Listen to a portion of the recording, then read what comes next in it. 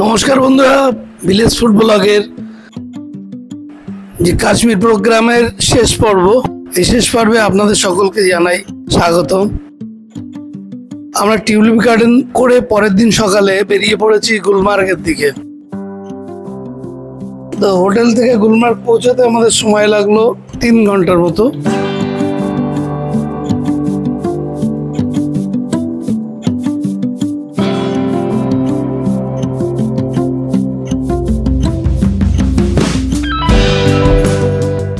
গুলমার্গে যাওয়ার আগে আমরা একটা জায়গায় দাঁড়ালাম, জায়গাটার নাম যেটা বললো আমরা হিন্দিতে ঠিক বুঝতে পারলাম না। তো এখান থেকে বরফে চলার জন্য যে জুতো নিতে হয় সেটা নিলাম, আমরা গাইড নিলাম এবং জুতোও নিয়ে নিলাম।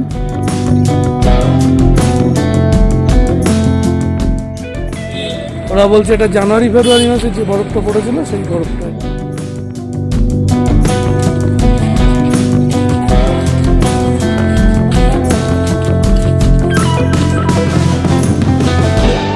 গুলমার্গে পৌঁছালাম, পৌঁছানোর পরে এখানে সঙ্গে সঙ্গে চারিদিক দিয়ে ঘিরে ধরলো আমাদের, না অন্য কিছু নয়, ঘিরে ধরলো ঘোড়া নেওয়ার জন্য।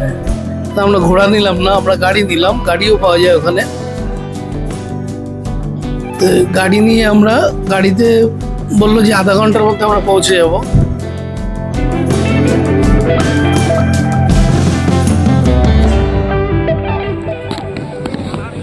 জানি না আপনারা দেখতে পাচ্ছেন কিনা, আগে গাছের ফাঁক দিয়ে একটা বরফ এরিয়া দেখা যাচ্ছে।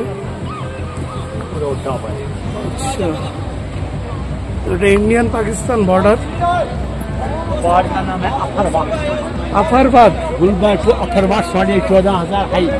14,500 हाइट अफरबाद। अफरबाद। अब जहाँ खड़ा है इसका नाम है खिलनमार्ग। खिलनमार्ग। खिलनमार्ग। खिलनमार्ग गुलमर्ग से हम लोग आया, हम पहुंचा खिलनमार्ग। अच्छा, यहाँ पर वाटर झरना चलते और बर्फ है इधर। ये खिलनमार्ग है, वो है हमारा इंडिया का बॉर्डर। वो ऊपर जो है, हाँ वो टॉप, ये यहाँ पर टैंकी है पानी का, फिल्टर का नहीं। अच्छा अच्छा अच्छा। और वो टॉप है, इसके पीछे पाकिस्तान 10-15 যে উপরের পাহাড়টা দেখছেন ওটা ইন্ডিয়ান পাকিস্তান বর্ডার। এটা হচ্ছে ইন্ডিয়ান পাকিস্তান বর্ডার।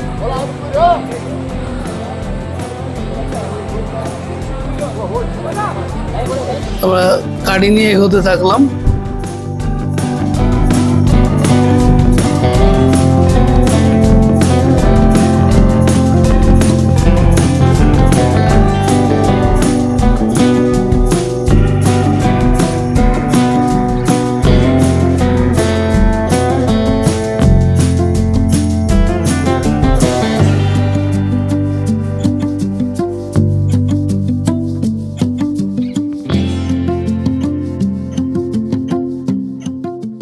গুলমার্গের অপরূপ সৌন্দর্য আমরা দেখতে দেখতে এগিয়ে চললাম। এখানে বেশ কিছুক্ষণ আমরা থাকবো এবং আপনাদেরকে অনেক কিছুই দেখাবো। ছোট পার্ক আছে বাচ্চাদের, দেখতে পাচ্ছেন।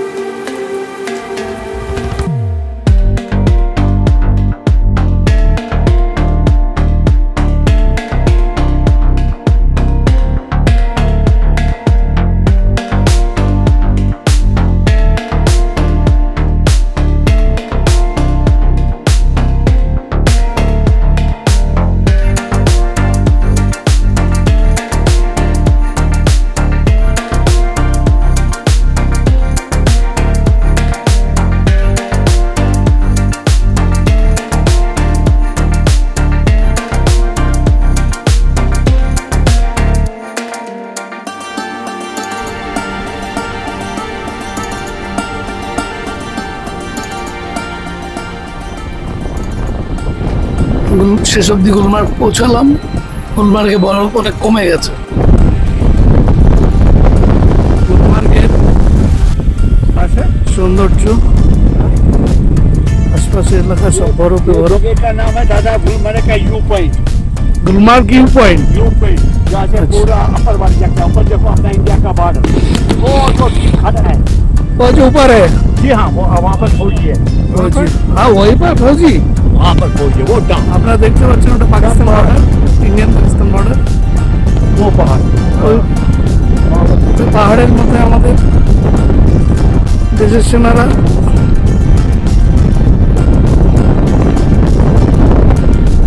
সুরক্ষা দিচ্ছে আমাদেরকে।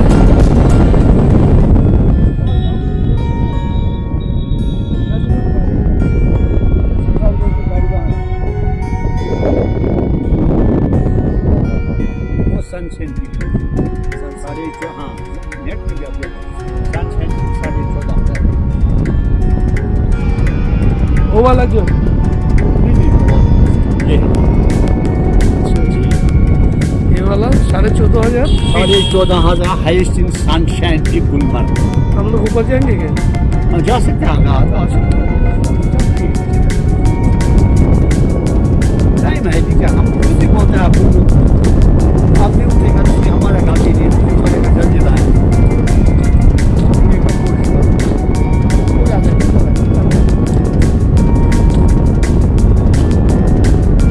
तमन्ना करता है यहाँ घूमने।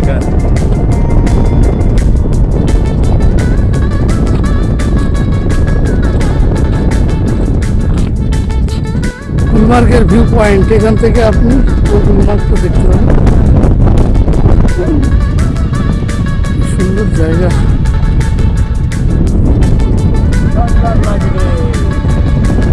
প্রকৃতি খেলা।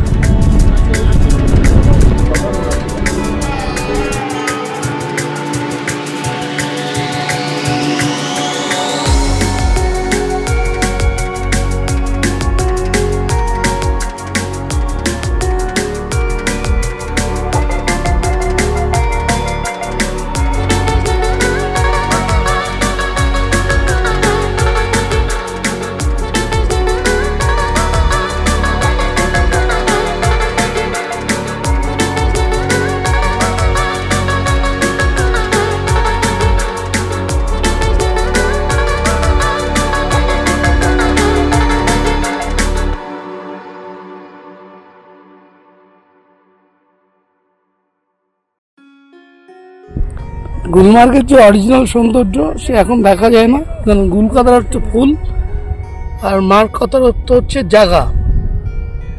তো এই এরকম ফুল ফোটে আর কি এপ্রিল মে মাস, মে জুন মাস নাগাদ এইরকম ধরনের ফুল আপনি সারা জায়গায় দেখতে পাবেন। এখন সবে শুরু হয়েছে। তো গুলমার্গের অর্থ যেটা, সেটা হচ্ছে এই ধরনের ফুল বিভিন্ন রঙের হয়। এখন এই সবে ফোটা শুরু হয়েছে।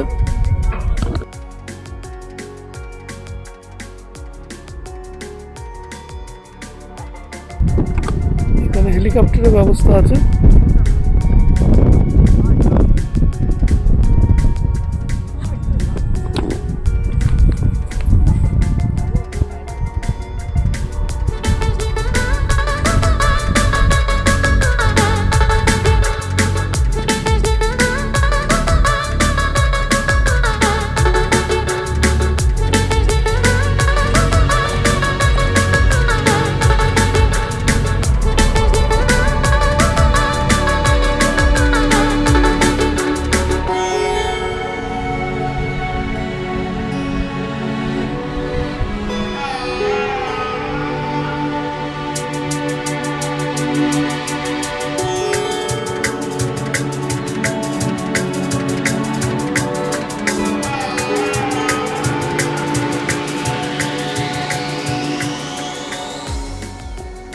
গুলমার্গ থেকে ফিরে এসে আমরা এখন যাচ্ছি শঙ্করাচার্যের মন্দিরে।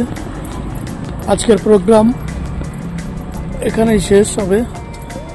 শঙ্করাচার্যের মন্দিরটা দেখে আমরা যাব হাউস বোটে, ওখানে রাত্রে থাকবো। কালকে ওখান থেকে বেরিয়ে যাব পেহেলগাঁও।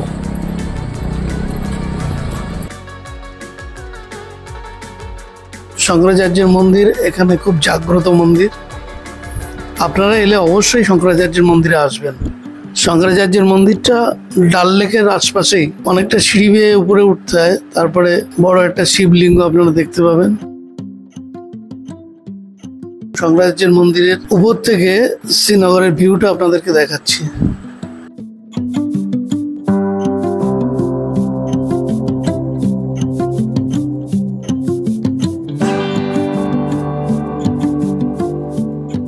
শঙ্করাচার্যের মন্দিরটা আপনারা দেখতে পাচ্ছেন।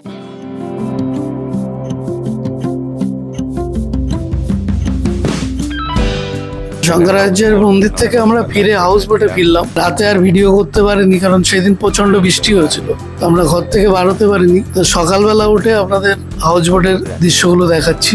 এক রাতের জন্য হাউস বোটে খাওয়া থাকা নিয়ে আমাদের ৬,০০০ টাকা নিয়েছে। ব্রেকফাস্ট আর ডিনার, লাঞ্চটা আমরা সবসময় বাইরে করতাম। যে ৬,০০০ টাকা নিয়েছে এটা আমাদের ৪ জনের প্যাকেজ ছিল।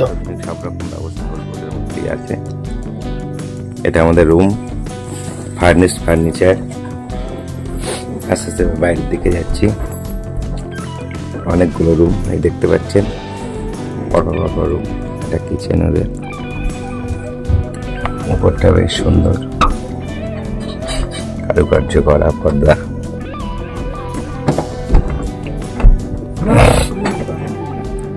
এটা ওয়েটিং প্লেস।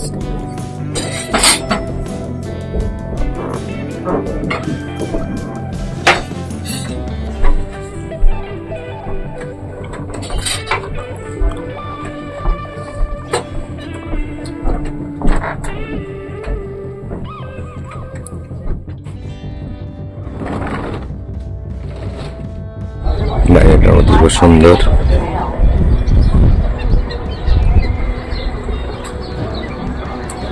এটা রোডের বাইরে লন, দেখার মতো সব কাঠের কাজ করা সুন্দর।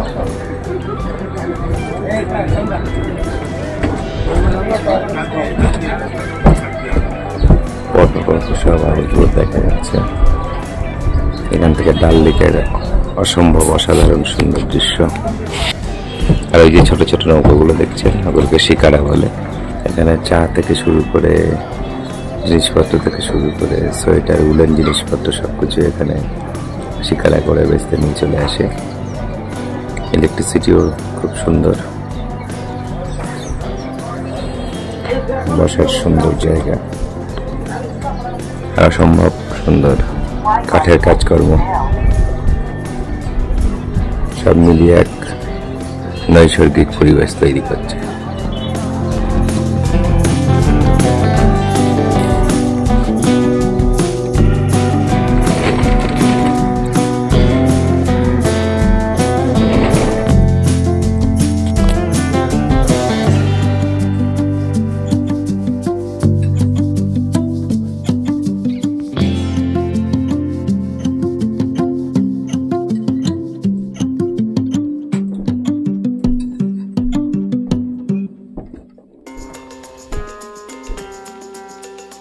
হাউসবোট থেকে ফেরার পথে আমরা একটা আপেল বাগান দেখতে পেলাম।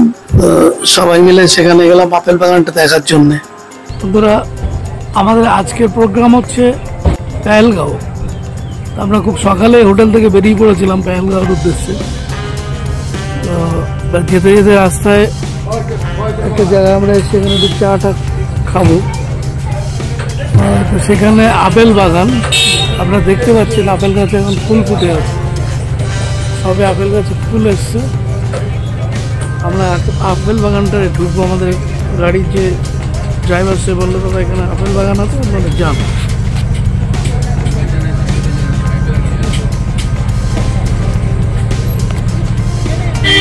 আমরা আপেল বাগানে এসেছি।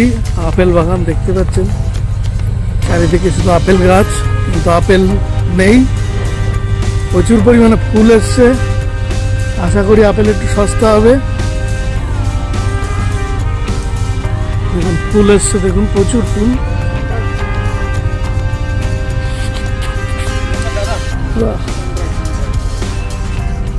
পুরো চারিদিকে আপেল গাছ,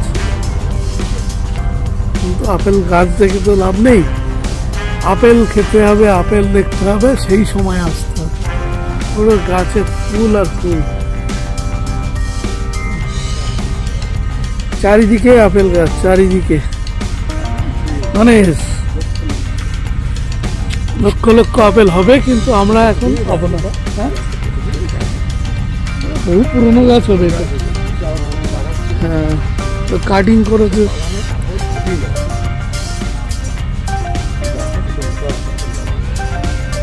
একটা গাছ নিয়ে গেলেও তো না, বড় দেখে হবে না কেন? আমার মামার বাড়িতে লাগানো। আগে আমরা উত্তরাখণ্ডে গিয়ে আপেল গাছ থেকে আপেল পেড়ে খেয়েছি, ফুল দেখছি, আপেল পেড়ে খাওয়ার হলো না। বন্ধুরা, অবশেষে আমরা পেহেলগাঁও পৌঁছে গেছি। ভিউটা দেখুন, কি দারুণ ভিউ, কি দারুণ, এত সুন্দর ভিউ, এত সুন্দর জায়গা।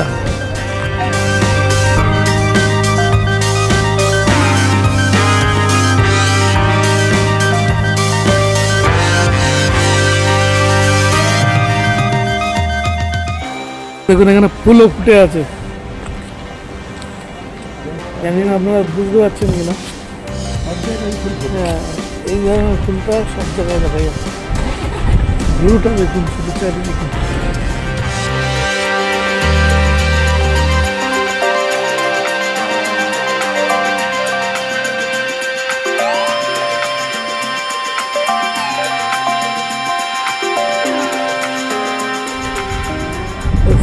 দারুণ।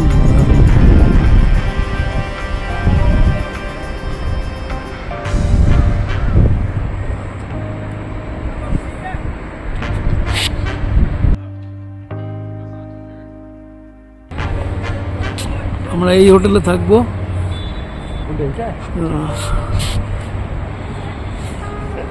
এই হোটেলটায় থাকবো, পেহেলগাঁও, খুব সুন্দর হোটেল।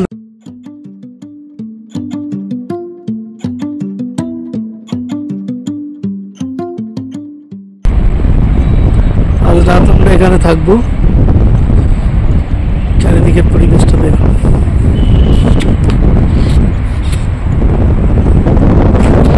কাশ্মীরের রাজকীয় ফুড হচ্ছে ওয়াজমা, আর ওয়াজমা না খেলে আপনারা কাশ্মীরের খাবার সম্বন্ধে কিছু জানতেই পারবেন না। তো আমরা সব ওয়াজমা খেতে শুরু করলাম। ওয়াজমার সঙ্গে আগে একরকম পদ দেখালাম, বাকিটা এই এটা সেকেন্ড হবে, মানে পরে দিয়েছে আর কি।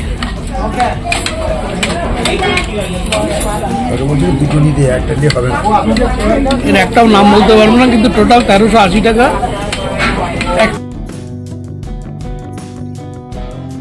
পেহেলগাঁওর স্পট গুলো দেখে আমরা কাটরায় ফিরবো। পেহেলগাঁও থেকে আমরা কাটরায় ফিরছি।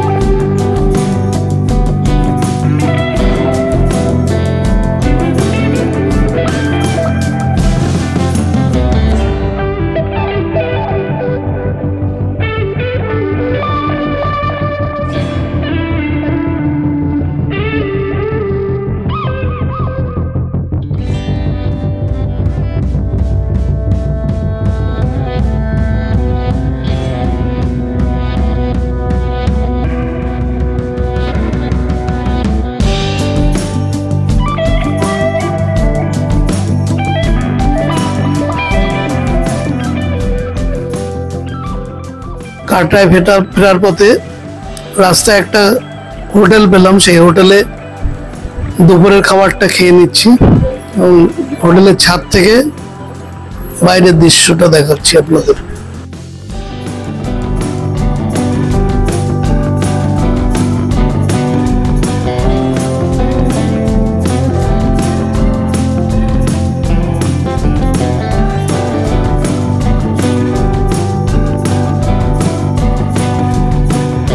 বন্ধুরা, আমরা পেহেলগাঁও থেকে নিচে চলে এসেছি, এখন কাটরাতে আছি। কাটরা আমাদের মা দুর্গা রেসিডেন্স উঠেছি। মাধবগাঁ রেসিডেন্সের 4 বেডের রুম। এটা 4 বেডের রুমের সঙ্গে আপনারা 2টো বাথরুম পেয়ে যাবেন। বাথরুমগুলো খুব সুন্দর, পরে আপনাদের দেখাবো। পার্টনাররা ঢুকেছে, টিভি আছে, বড় আয়না আছে, হ্যাঁ, এসি আছে, 2টো পাখা লাগানো আছে, হ্যাঁ। বেডগুলো দেখুন খুব সুন্দর। এটা 4 বেডের।